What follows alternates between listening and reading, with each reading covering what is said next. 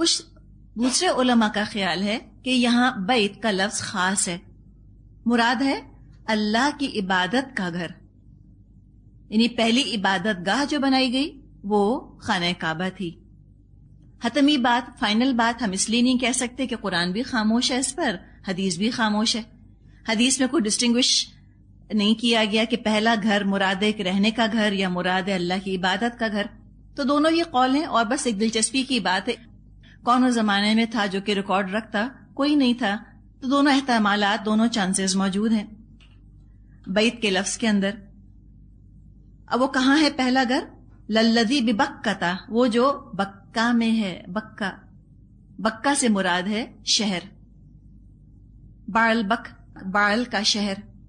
بعل ان کا خدا ہوتا تھا، انشاءاللہ آگے ہم پڑھیں گے یونس علیہ السلام کے ذکر میں۔ وہ بعل کی پوجا کیا کرتے تھے یونس علیہ السلام کی جو قوم کے لوگ تھے۔ تو بعل بک یعنی بعل کا شہر، بکہ، بکہ مطلب سٹی، شہر۔ پرانے صحیفوں میں، پرانے اسکرپچرز میں مکہ کا نام بکہ ہی آیا ہے، با سے۔ اب یہاں بکہ سے مراد ہے مکہ۔ آپ کے علم میں یہ بات ہوگی کہ ایک لفظ، ایک اسم جب ایک زبان سے، ایک لینگویج سے دوسری زبان، دوسری لینگویج میں جاتا ہے تو تھوڑی بہت تبدیلی ہو جاتی ہے، اس کے اندر ہو جاتی ہے نا۔ جیسے ہم کہتے ہیں پاکستان، پاکستان، عربی میں پاکستان نہیں کہتے، پاکستان کہتے ہیں، انگلش میں پاکستان ایسے کر کے کہیں گے، تو تھوڑا تھوڑا تلفظ کے اندر تھوڑا تھوڑا فرق ہو جاتا ہے۔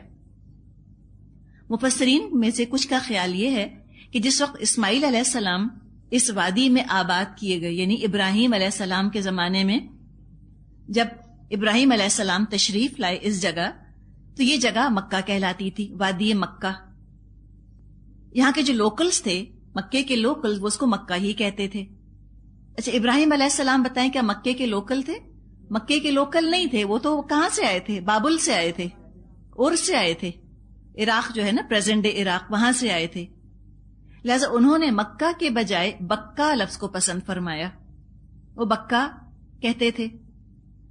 اس آیت میں خوبصورتی بہت ہے، اس آیت میں مکہ کے بجائے بکہ کہہ کر ابراہیم علیہ السلام کی نسبت کو اور نمایاں کیا گیا، اور پرومیننٹ کر دیا اس کنیکشن کو۔ زبور میں، سامس جو کتاب ہے ان لوگوں کی، سامس زبور، اس میں اب بھی لفظ بکہ موجود ہے۔ فرمایا گیا کہ وہ اولا بیتن، اگر عبادت کے لیے ہم لیں تو مراد ہے کہ اللہ کی عبادت کے لیے جو پہلا گھر تعمیر کیا گیا وہ مکہ میں ہے، مبارک ہے، جہان والوں کے لیے اس میں ہدایت کا سامان ہے، روشن آیات ہے، یہاں پر مقام ابراہیم ہے، یہاں پر ان تمام نشانیوں کو دیکھ کر ان اعمال کی یاد تازہ ہو جاتی ہے جو ابراہیم علیہ السلام نے اور آپ کے خاندان والوں نے کیے۔ انسان کا ایمان تازہ ہوتا ہے۔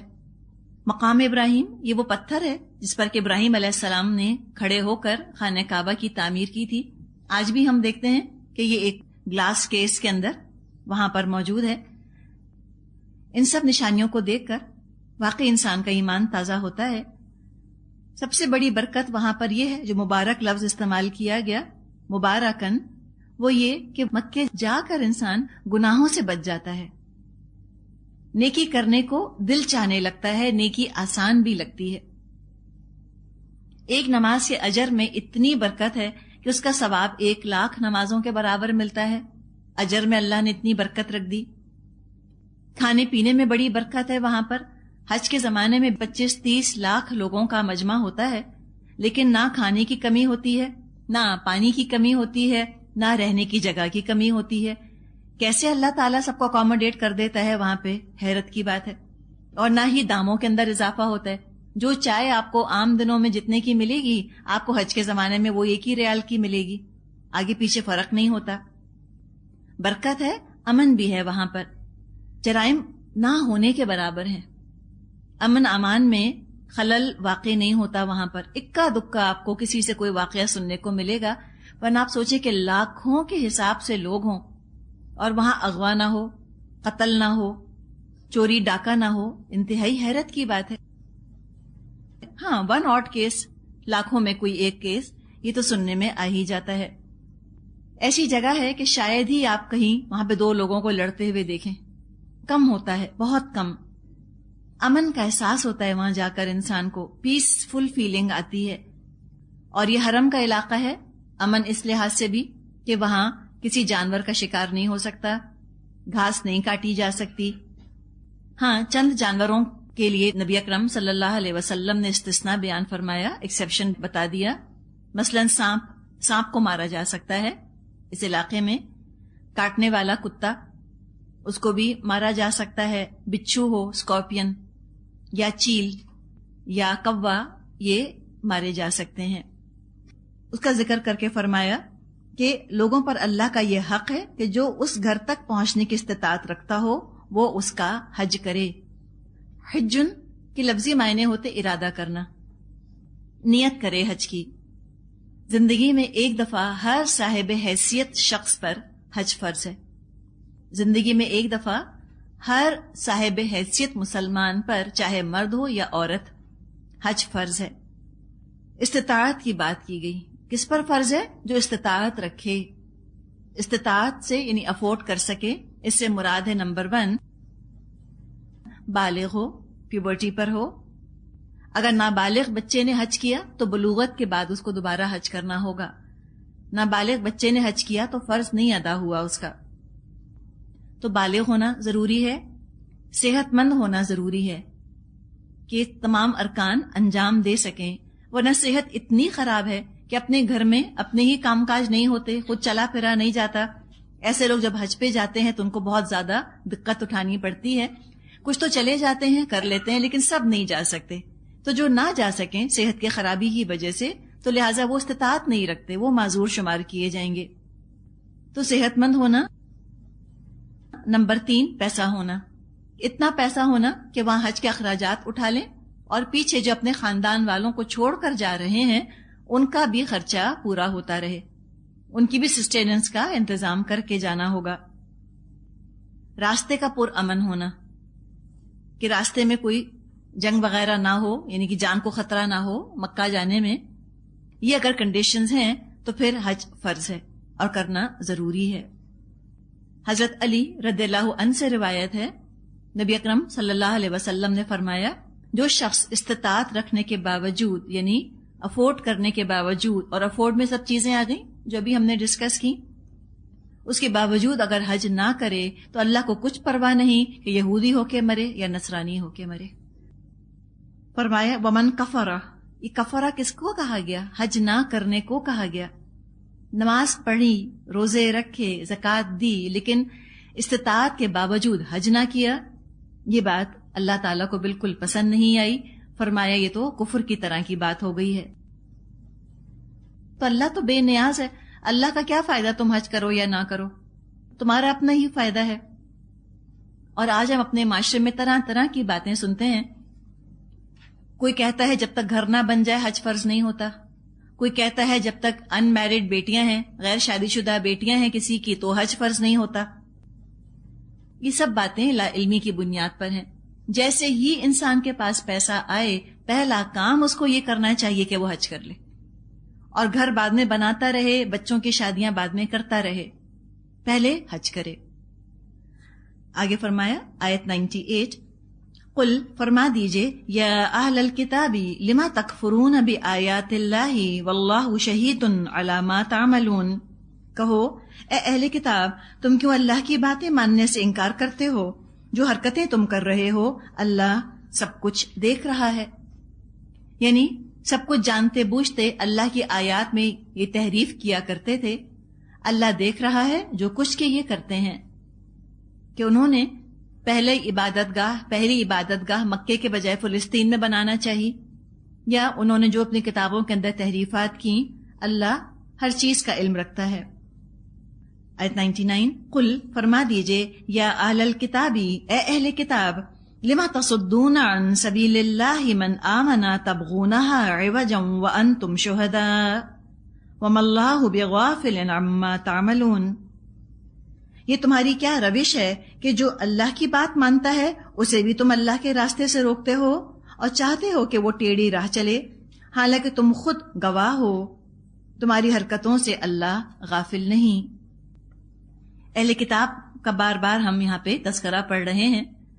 ملامت کا سا انداز ہے، بلیم کیا جا رہا ہے ان کو کہ بجائے اس کے کہ وہ خود مسلمان ہوتے، خود حج کرتے، خود اللہ کے دین کی اطاعت کرتے، خود بھی نہیں کر رہے. یہی جرم کم نہیں، اس سے بڑھ کر کیا کہ جو عمل کر رہے ہیں اللہ کے بتائے ہوئے طور طریقوں پر، اللہ کے دین پر عمل کر رہے ہیں، ان کو بھی گمراہ کرنے کی فکر میں ہے. تبغونہا عوجا، اللہ کے راستے میں ٹیڑھ تلاش کرتے ہیں. عوجا ہم نے پہلے بھی اس پر بات کی تھی. عین واو جیم کا مطلب ہے ایسی کجی، ایسا ڈسٹورشن جو آنکھوں سے نظر نہ آئے. عوجا، عین کے نیچے زیر، اور عین پر جب زبر ہو عوجا تو وہ کجی جو آنکھوں سے بھی نظر آئے. ایک آپ سمجھتے ہیں نا کہ ایک آئیڈیولوجیکل کمپلیکیشن پیدا کرنا ہے، کہ آئیڈیالوجی کے اندر، تھیوری کے اندر بگاڑ پیدا کرنا. وہ آنکھوں سے نظر آنے والی چیز تو نہیں ہے. اب ایک چیز ٹیڑھی ہے، مثال کے طور پہ یہ ڈسٹر ہے، اب اس کو میں یوں ٹیڑھا کر دوں تو یہ تو آنکھوں سے نظر آ رہا ہے نا کہ ٹیڑھا ہو گیا. تو یہ عوجا ہوتا ہے عین کے زبر کے ساتھ. عوجا ایسا ڈسٹورشن جو آنکھوں سے نظر نہ آئے. کس سے نظر آئے گا؟ بصیرت سے. بصیرت سے، جس کے پاس علم ہے، جس کے پاس قرآن کا نور ہے، وہ اس ٹیڑھ کو دیکھ پائے گا کہ یہ ٹیڑھ بنا رہے ہیں. پریٹینڈ کیا کرتے ہیں کہ ہم سیدھا کر رہے ہیں راستے کو، ہم درست کر رہے ہیں، ہم اس کو یوزر فرینڈلی بنا رہے ہیں اسلام کو. اصل میں کیا کر رہے ہوتے ہیں؟ ٹیڑھ نکال رہے ہوتے ہیں. قرآن میں ٹیڑھ نکالتے ہیں. نبی اکرم صلی اللہ علیہ وسلم کی ذات پر بڑے سٹل طریقوں سے، غیر محسوس طریقوں سے کیچڑ اچھالتے ہیں. تو یہی بات ان سے کہی گئی ہے یہاں پر کہ لما تصدون عن سبیل اللہ، کیوں روکتے ہو تم اللہ کے راستے سے لوگوں کو. صد یصدو، اس کا مطلب ہوتا ہے رکنا اور روکنا. To stop and try to stop. Stumbling block ہم کہیں، ایک اسٹمبلنگ بلاک بن گئے ہیں. نہ خود سیدھے راستے پر چلتے ہیں یہ اہل کتاب، نہ دوسروں کو چلنے دیتے ہیں. اب مثال سے آپ یوں سمجھیں کہ ہم ایک راستے پہ چل رہے ہیں، ٹھیک ہے، آپ ایک راستے پہ جا رہی ہیں. اس میں ایک پتھر اڑ کر کھڑا ہو گیا، کیا ہوگا؟ سڑک بلاک ہو گئی. اب جب اس طرح سڑک بلاک ہوگی تو 3 طرح کے رد عمل، 3 طرح کے ریئیکشنز ہمیں لوگوں کے نظر آئیں گے. جب لوگ آگے اس طرح کا بلاک دیکھیں گے کہ سڑک بلاک ہے تو کچھ لوگ لوٹ جائیں گے. سب لوگ جا رہے ہیں، آگے دیکھا کہ پتھر ہے، راستہ رکا ہوا ہے، تو کیا ہو رہا ہے؟ کچھ لوگ یوں جا رہے ہیں ابھی اس راستے کی طرف، اور کچھ واپس ٹرن ہو رہے ہیں. ابھی جو واپس ٹرن ہو رہے ہیں انہوں نے کیا کیا؟ خود بھی آگے نہ بڑھ سکے، اور کیا کیا؟ جو پیچھے آ رہے ہیں ان سے بھی ٹکرائے. ایک رکاوٹ کے بجائے کئی رکاوٹیں بن گئیں. پہلے تو ایک پتھر تھا جو رکاوٹ بنا ہوا تھا، اسٹمبلنگ بلاک بنا ہوا تھا. اب یہ جو بیک ٹریک کر رہے ہیں لوگ، یہ جو الٹے پاؤں پھر رہے ہیں، تو انہوں نے کیا کیا کہ انہوں نے بہت سے لوگوں کے راستے میں رکاوٹیں کھڑی کر دیں. کتنے ہی لوگ ان کی باتیں سن کر لوٹ جائیں گے، اور کتنے لوگ صرف ان کو دیکھ کر اس راستے پر چلنے کا ارادہ ہی چھوڑ دیں گے، کہیں گے رہنے دو، ہم نہیں جاتے اس پر. کچھ کنفیوز ہوں گے، کچھ ڈریں گے، کئی پرابلمز کریٹ ہو جائیں گے. اب کیا ہوگا؟ کچھ لوگ کیسے ہوں گے؟ ادھر ادھر سے کہیں سے گھس گھسا کے کسی بائی لین میں سے کچھ نہ کچھ کر کے، سکویز کر کے، پتھر کو اوائڈ کر کے وہ بہرحال اپنے راستے پہ نکل جائیں گے، واپس نہیں پلٹیں گے. وہ کوئی نہ کوئی انتظام کر ہی لیں گے. چلو یہ پھر بھی غنیمت ہے کہ گئے تو کم از کم واپس تو نہ پلٹے. پہنچیں گے منزل کو؟ جی ہاں پہنچیں گے، نکل گئے نا، چلے تو گئے آگے. تیسری کیٹیگری لوگوں کی ہوگی کہ کچھ ہمت والے ہوں گے، وہ کھڑے ہوں گے، وہ کہیں گے کہ ہم اس راستے کی رکاوٹ کو ہٹائیں گے تاکہ باقی لوگوں کی بھی بہتری ہو. یہ وہ لوگ ہیں کہ جن کو صرف اپنی فکر نہیں، تنہا چاہتے تو یہ نکل جاتے اس کے اوپر. اتنا سا بھی راستہ اگر ملتا ہے تو ایک انسان تو نکل سکتا ہے اس میں سے، لیکن بہت سارے تو نہیں جا سکتے. تو یہ وہ لوگ ہوں گے کہ جن کو صرف اپنی فکر نہیں ہوگی، وہ یہ چاہیں گے کہ آخر باقی لوگوں کے لیے بھی آسانی کرنے کی کوشش کرنی چاہیے. وہ دیکھ رہے ہیں کہ یہ لوگ آنا چاہ رہے ہیں اس راستے پر، لیکن اس بیریئر کی وجہ سے، رکاوٹ کی وجہ سے یہ لوگ اس راستے پہ نہیں آ رہے. اب یہ 3 گروہ ہیں. اسٹمبلنگ بلاک کس نے کھڑے کیے ہیں اس پر؟ اہل کتاب نے. کس کے ذریعے سے؟ جو بھی ذرائع ان کو ملے وہ خرچ کر رہے ہیں نا. فی سبیل کفر کے راستے میں وہ بھی تو بہت کچھ خرچ کر رہے ہیں. پیسہ خرچ کر رہے ہیں, ٹیلنٹ خرچ کر رہے ہیں, انٹیلیجنس خرچ کر رہے ہیں, وقت لگا رہے ہیں, آرگنائز ہو رہے ہیں, فار سائٹڈ ہیں, دور تک کی پلاننگ کر رہے ہیں, سسٹمز بنا رہے ہیں. اتنی آسانی سے صراط مستقیم پر تو سٹمبلنگ بلاکس نہیں آ سکتے. اس کے لیے بڑی پلاننگ کی ہے انہوں نے. ابھی جو قافلہ چل رہا ہے صراط مستقیم پر, یہ کون ہے؟ مسلمان. اور 3 کیٹیگریز کا ذکر کر دیا. اب آپ اپنے آپ کو پوائنٹ کر کے بتائیے کہ آپ کس میں ہیں. مجھے مت بتائیے, اپنے آپ کو بتائیے. اب آپ کو کیسے پتا چلے گا کہ آپ کس کیٹیگری میں ان تینوں میں سے؟ آپ اپنے ارد گرد کے لوگوں کو دیکھ لیجئے. آپ کے ارد گرد آپ کے رشتہ دار, آپ کے بیسٹ فرینڈز, جن کے ساتھ رات دن کا اٹھنا بیٹھنا ہوتا ہے, جگری دوست ہم جس کو کہیں, ہم نوالا ہم پیالہ لوگ, وہ جو آپ کو بہت اچھے لگتے ہیں. ہم کہتے ہیں کہ شی از مائی سنسیئر فرینڈ. جب مجھے مشکل ہوتی ہے میری فلاں دوست آ جاتی ہے میرے پاس. ان کو دیکھیں, کیا یہ صراط مستقیم پر سے لوٹ رہے ہیں واپس, یا یہ صراط مستقیم پر اکیلے چل رہے ہیں, یا یہ وہ لوگ ہیں کہ جو اس راستے کی رکاوٹ کو ہٹا رہے ہیں؟ تو آپ بھی انہی لوگوں میں سے ہوں گی. جیسے آپ کے ارد گرد کے لوگ ہیں ویسے ہی آپ بھی ہوں گی, اسی کیٹیگری میں ہوں گی. یا ہو سکتا ہے کہ آپ انڈیویجول ہوں, قافلہ کہیں اور جا رہا ہو اور آپ کچھ اور کرنے کی کوشش کر رہی ہوں. تو اپنے آپ کو آئیڈینٹیفائی کرنا ہے آپ کو.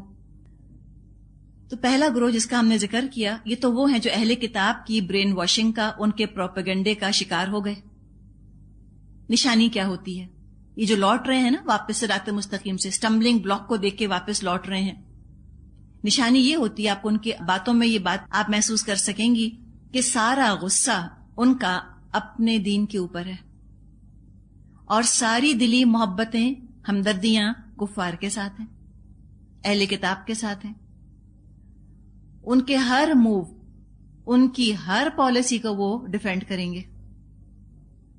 کچھ کر جائیں کہیں گے بالکل ٹھیک کیا انہوں نے. اور اٹھتے بیٹھتے مسلمانوں کا مذاق اڑانا, ان کو برا بھلا کہنا, مسلمانوں کے عیب چننا, یہ ان کی ہابی ہے, مشغلہ.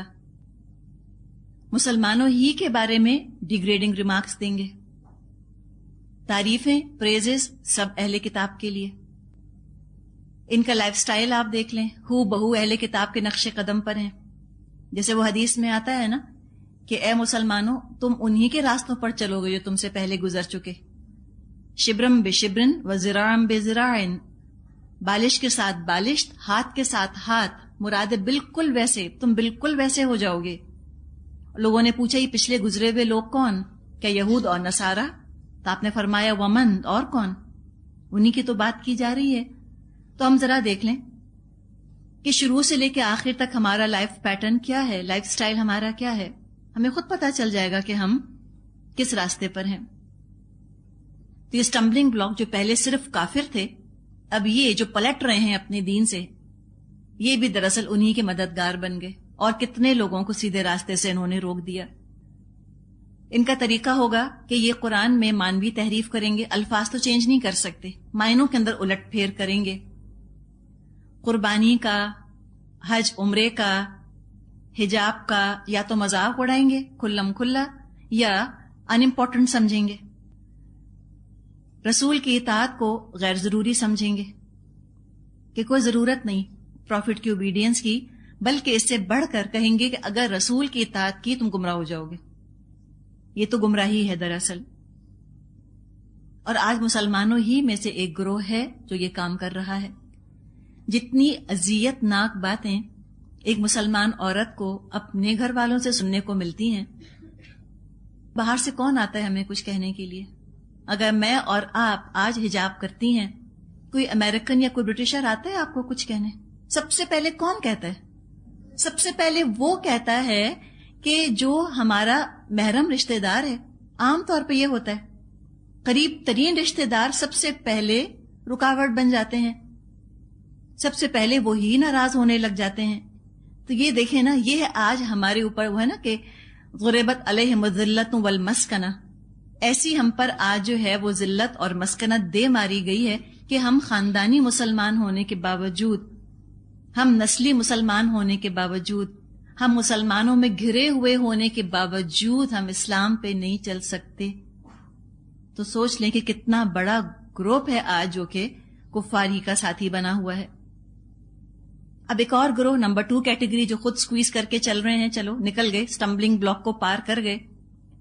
ایک گروہ ہے نہ کفار کو کچھ کہتا ہے نہ امت کی اس کو فکر ہے کہ میں چل رہا ہوں، یہ امت پیچھے آ رہی ہے کہ نہیں، یہ کچھ کر سک رہے ہیں یا نہیں، اسے نہیں پرواہ، وہ اپنی ذاتی عبادات، اپنی ذاتی زندگی میں مگن ہے۔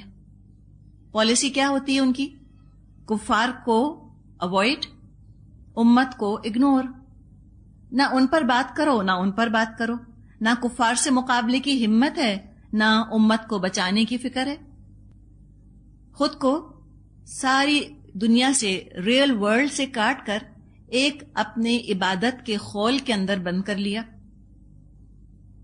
سمجھتے ہیں کل دین بس یہی ہے کہ میں نے تہجد پڑھ لی، میں نے تسبیح پڑھ لی، میں نے پردہ کر لیا، میں نے زکوٰۃ دے دی، میں نے سود چھوڑ دیا، وہ سمجھتے ہیں کل ذمہ داری ہو چکی۔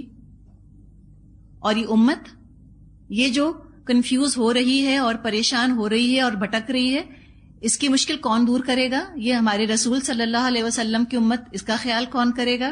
کہتے ہیں کسی اور کا کام ہے، کوئی ٹربل شوٹر آئے گا۔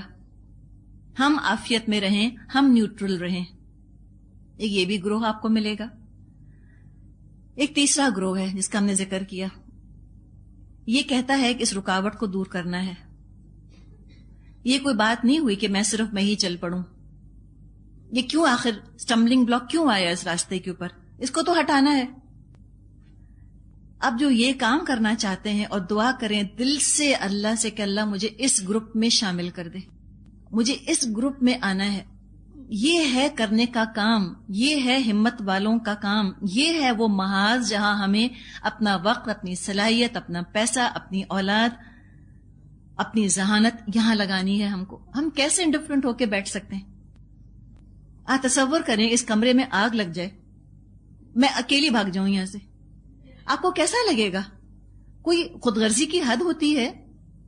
وہ جو انگلش میں کہتے ہیں نا کہ جب جہاز ڈوبنے لگتا ہے سب سے پہلے کون بھاگتا ہے اس پہ سے؟ ریٹس، چوہے، وہ اپنی جان بچاتے ہیں، کہتے ہیں ڈوبتا ہے تو ڈوبے۔ ہم کر سکتے ہیں اس طرح سے؟ کیا ہمارا ضمیر ہمیں اجازت دے گا؟ نہیں دینی چاہیے اس کو۔ لیکن آج ہم دیکھتے ہیں کہ پہلی 2 کیٹیگریز تو آپ کو بہت ملیں گی، تیسری کیٹیگری آپ کو بہت کم ملے گی، اور جب تک یہ 3rd کیٹیگری میجورٹی میں نہیں آتی، اسلام کی قسمت نہیں بدلنے والی، اسلام اسی کمزوری کی حالت میں رہے گا۔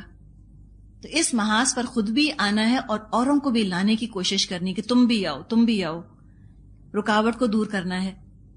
3 فرنٹس ہیں، ایک یہ کفار کی جو باتیں ہیں، جو کفار نے پروپیگنڈا کیا ہے، جو پوائزن پھیلایا ہے انہوں نے، اس کا تریاق تلاش کرنا، اینٹی وینم تلاش کرنا ہے ان کے پوائزنس پروپیگنڈے کے لیے۔ پہلے فضا کو، ماحول کو، انوائرمنٹ کو، لوگوں کے ذہنوں کو ہموار کرنا ہے کہ وہ اسلام کو ایکسپٹ کرنے کے قابل ہو جائیں۔ ذہن سازی، یہ ذہن سازی کیسے ہوگی؟ ان کو بتانا کہ دیکھو اللہ اور اللہ کے رسول سے بڑھ کر تمہارا کوئی ہمدرد نہیں ہو سکتا۔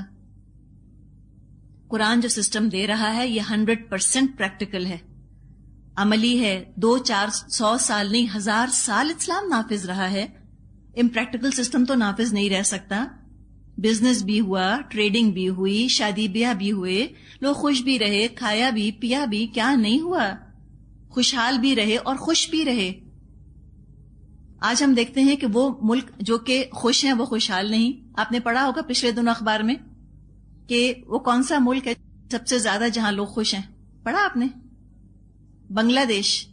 کتنی غربت ہے وہاں پہ، لیکن مینٹل اگر آپ ان کی حالت دیکھیں، ذہنی حالت دیکھیں ان کی، سب سے زیادہ بنگلہ دیش میں لوگ خوش ہیں۔ تو خوش ہیں لیکن خوشحال نہیں۔ جو خوشحال ہیں، یہ جو اسکینڈینیوین کنٹریز ہیں جب پر کیپٹا انکم سب سے زیادہ ہے، وہاں ڈپریشن اور سوسائڈ کا ریٹ سب سے زیادہ ہے۔ وہ خوشحال ہیں اور خوش نہیں۔ تو اسلام تو ایسا نظام ہے جو خوشی بھی دیتا ہے، خوشحالی بھی دیتا ہے، ہر ایک کو اس کا حق بھی دیتا ہے، اظہار کی آزادی بھی دیتا ہے، عورت کو بھی اور مرد کو بھی، اور بیلنس بھی رکھتا ہے، بغاوت بھی نہیں ہوتی۔ آپس کے تعلقات نبھاتے ہوئے ترقی کی راہ پر چلتے رہتے ہیں. ایسا معاشرہ تھا تو یہ ہمیں ضرورت ہے اس کام کی کہ ہم یہ کام کریں, اور یہ کام وہی کر سکتے ہیں کہ جنہوں نے اسلام کو پڑھا ہو اور جو پازیٹو اپروچ رکھتے ہوں وہی یہ کام کریں گے. دوسرا محاذ یہ ہے کہ جو مسلمان منہ موڑ کر جا رہے ہیں, صراط مستقیم کی الٹی طرف چل رہے ہیں, ان کو پکارنا کہ کہاں جا رہے ہو, این تذہبون, تو خود قرآن بھی پکارتا ہے کہاں جا رہے ہو, کدھر تم نے اپنا راستہ بدل لیا, واپس آؤ اس راستے کی طرف, تم بھی ہمارا ہاتھ بٹاؤ. اور جو نیوٹرل لوگ ہیں, جو اپنی عبادت کے اندر بس بیٹھے ہوئے ہیں, ایک خول کے اندر بند ہو گئے ہیں, ان کو ایکٹیویٹ کرنے کی کوشش کرنا. جیسے انرٹ گیسز ہوتی ہیں نا, انرٹ گیسز کوئی کمپاؤنڈ نہیں بناتی, تو ایسے کچھ لوگ ہوتے ہیں کوئی اجتماعی کام نہیں کرتے, اپنی اپنی ذات کو لے کر بیٹھے ہیں. ان کو دراصل ایکٹیویٹ کرنا کہ اس طرح تم لوگ دراصل کفار کے مددگار بن رہے ہو اگر تم نے اسلام کے لیے کام نہ کیا. دیکھیے خاموشی کیا ہے, نیم رضامندی. مثال کے طور پہ کلاس آپ کی یہاں بیٹھی ہے, ایک کھڑا ہو کر اپنی ساتھ والی کو گالی دے دیتا ہے اونچی آواز میں, ٹھیک ہے, اللہ نہ کرے ایسا ہو, مثال سے سمجھا رہی ہوں آپ کو, اس نے گالی دے دی, پوری کلاس خاموش بیٹھی ہے, تو کیا ہوا, کس کی مدد ہوئی؟ ظالم کی مدد ہوئی. خاموشی نیم رضامندی ہے, اپنی خاموشی سے اس کو کیا سپورٹ کیا کہ ٹھیک ہے تم جو مرضی کر لو. اگر ایک نے گالی دی اور 10 بھی کھڑے ہو کر کہتے تم نے کیوں کیا یہ کام, تو کم از کم برائی کو روکنے کا بندوبست تو ہوا تھوڑا بہت. تو اتنا کچھ معاشرے میں ہوتے دیکھنا اور ایک ٹھنڈی سانس بھر کر کہنا کہ ہاں دیکھو بس کیا ہو رہا ہے, اللہ کا کام ہے, اللہ ہی کرے گا, ہم کیا کریں. نہیں, اللہ کا کام ہے لیکن میرے اور آپ کے ذمے ہے. ہم سے کہا گیا تھا کہ کذالک جعلناکم, ہم نے تمہیں بنایا ہے امتوں وسط, درمیانی امت, تمہیں کام کرنا ہے, تم معتدل امت ہو. آگے فرمایا آیت نمبر 101, یا ایھا الذین آمنو, اے لوگو جو ایمان لائے ہو. کون ہے یہ یا ایھا الذین آمنو؟ کس سے خطاب ہے؟ میں, مجھ سے خطاب ہے. کیا کہا گیا؟ ان تطیعوا فریقا من الذین اوتوا الکتاب یردوکم بعد ایمانکم کافرین. اگر تم نے ان اہل کتاب میں سے ایک گروہ کی بات مانی تو یہ تمہیں ایمان سے پھر کفر کی طرف پھیر لے جائیں گے. اللہ تعالیٰ یہ بات فرما رہا ہے, اللہ تعالیٰ متعصب نہیں ہے, اللہ پریجڈسڈ نہیں ہے, نعوذ باللہ اللہ بدگمانی نہیں کرتا. میں یا آپ یہ بات کہیں, ہو سکتا ہے کہ ہم بدگمانی کی وجہ سے کہہ رہے ہوں, علم نہیں ہے پورا, ہم جذباتی ہو کر ایسے کہہ دیں کہ کافر تو تم کو اسلام سے دور کرنا چاہتے ہیں. یہاں جو بات ہم نے پڑھی کسی انسان کا تو کلام نہیں, اللہ جذباتی نہیں ہوتا, اللہ بدگمانی نہیں کرتا, اللہ متعصب نہیں ہے, پریجڈس نہیں ہے. کافر کو بھی اللہ نے پیدا کیا, مسلمان کو بھی اللہ نے پیدا کیا. تو اللہ وارن کر رہا ہے ہم کو, 100% ہم کو اللہ کی اس بات پر ایمان لانا ہے کہ اگر ہم نے اہل کتاب کی پیروی کی تو وہ ہم کو پھرا کر لے جائیں گے ایمان سے پھر کفر کی طرف. فرمایا وَكَيْفَ تَكْفُرُونَ وَأَنْتُمْ تُتْلَى عَلَيْكُمْ آيَاتُ اللَّهِ وَفِيكُمْ رَسُولُهُ وَمَنْ يَعْتَصِمْ بِاللَّهِ فَقَدْ هُدِيَ إِلَى صِرَاطٍ مُسْتَقِيمٍ. تمہارے لیے کفر کی طرف جانے کا اب کیا موقع باقی ہے جبکہ تم کو اللہ کی آیات سنائی جا رہی ہیں اور تمہارے درمیان اس کا رسول موجود ہے. جو اللہ کا دامن مضبوطی کے ساتھ تھامے گا وہ ضرور راہ راست پالے گا. خطاب مسلمانوں سے ہے کہ اگر تم نے ان اہل کتاب کی فرما برداری کی تو ایمان کے باوجود تم کو یہ اپنی طرح کا کر دیں گے. تمہاری مینٹیلٹی, تمہارا وے آف تھنکنگ سب ان جیسا ہو جائے گا, تمہاری ذہنیت, تمہاری سوچ سب میں بگاڑ آ جائے گا, کجی آ جائے گی. اوپر اوپر سے تو مسلمان رہو گے, اندر اندر سے کفر تمہارے ایمان کو کھا چکا ہوگا. تمہاری پرائیورٹیز, ترجیحات, تمہارا لائف سٹائل, زندگی گزارنے کا طریقہ, تمہارا تھاٹ پیٹرن, تمہارا سوچنے کا انداز, سب چیزیں ان جیسی ہو جائیں گی. اپنے رسول, اپنے صحابہ تم کو بالکل اجنبی لگنے لگیں گے, تم ریلیٹ ہی نہیں کر پاؤ گے ان سے. تمہاری مینٹل ویو لینتھ نہیں ملے گی نبی اکرم صلی اللہ علیہ وسلم اور صحابہ کا ذکر سن کر پڑھ کر. اور جب ان کفار کا تم ذکر سنو گے یا ان سے ملو گے تم کو اپنائیت کا احساس ہوگا, تمہیں لگے گا یہ میرے جیسے ہی تو ہیں, ان کی رسومات اور میری رسومات سب ایک ہی جیسی ہیں, حال حلیہ, زبان, سوچ سب ایک جیسا ہے.